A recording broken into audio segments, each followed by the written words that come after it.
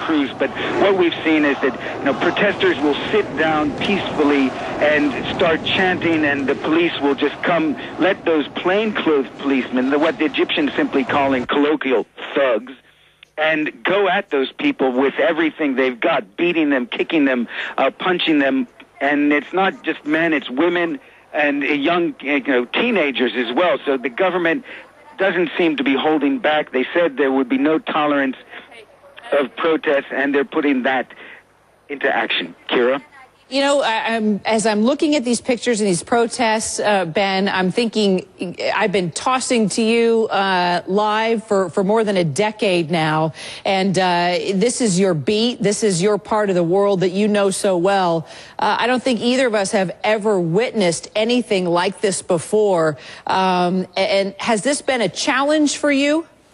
It's been a huge challenge. Interestingly, the protesters, the people couldn't be more friendly. They're happy to have us there, but really the challenge is trying to get through police lines, trying to escape from the plainclothed policemen and get the story out. And of course, the challenge is made much worse at the moment by the fact that the only communications we have are landlines.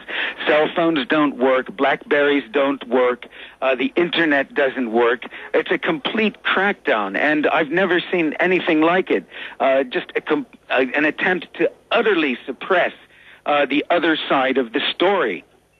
That's not usually what we would expect in this country. I mean, we obviously have seen that in Iran. We've seen that in China, but not in Egypt. So what is your sense? You know the government well. You know the controversies that have taken place over the years. You know the view of the people.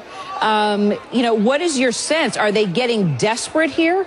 It's hard to say if they're getting desperate now. I mean, but my sense is that, this is no different. The only difference between Iran and its suppression of its protesters and Egypt and its suppression of largely peaceful protests is that Egypt is a U.S. ally, and therefore the pressure on it is not very intense. What we're seeing is a government that simply isn't putting up with the other side, that isn't really actually listening to so many of its people who are making their unhappiness very clear. Under normal circumstances, Egypt is a place where people speak their minds.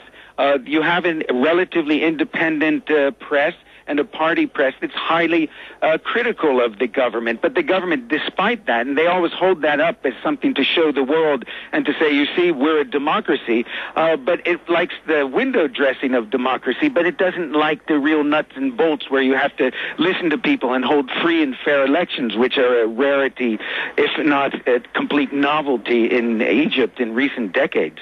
Kira? Well, and also, too, what do we know about Mohammed al-Baradei, the country's leading pro-democracy advocate? Apparently, there have been swarms of police, allegedly, that have gone after him and his supporters, and he's now had to gain sort of a posse of protection. What do you know about al-Baradei and his situation?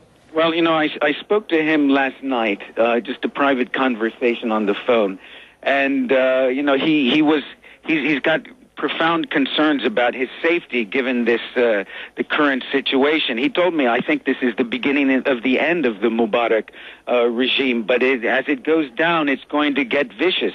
Now, we've gotten reports that he has been detained by the authorities, not because he's necessarily done anything, but he is sort of one of the leaders, though not necessarily the most popular one of the opposition. He leads a group called the National Association for Change, which is sort of an umbrella organization for all the major Egyptian opposition movements. And he only returned to Cairo last night, and he was planning to go to pray in the mosque in Giza, which is one of the sort of sister cities of Cairo. And he was detained because obviously he is somebody who does command a fair amount of respect among ordinary Egyptians, as somebody who, very prominent, very respected worldwide, has spoken out against the Egyptian regime. And Ben, are you still with me? Did I lose you? I'm with you. Okay, great. I thought I lost the connection there. We were talking about Alberdi. And we want to welcome our international viewers now, Ben. We're now broadcasting not only domestically, but around the world. And, and just to remind, I mean, obviously our international viewers are very much in touch with this story. Many of our domestic viewers as well. But let's put in perspective, Ben, if you don't mind, for those that are maybe just seeing these pictures and listening to our conversation, the thousands of protesters here are very frustrated with Mubarak because they feel for years that he has completely ignored the poverty, the unemployment, the rising food prices. I mean, I think to many Americans, they see Egypt as a beautiful place to come visit and tour the Nile and see the pyramids. And this is the complete opposite, I think, of what a lot of Americans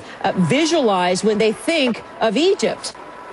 Certainly, and Egypt is truly a beautiful country with friendly people, and you couldn't be more welcome.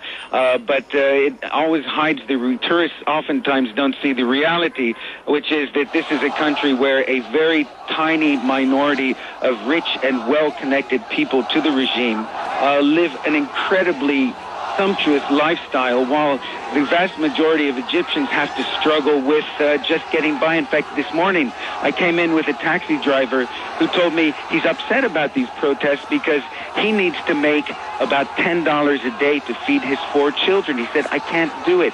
And he went and he asked his boss for an advance. He said, no, I'm just not going to give you the money because I don't have it.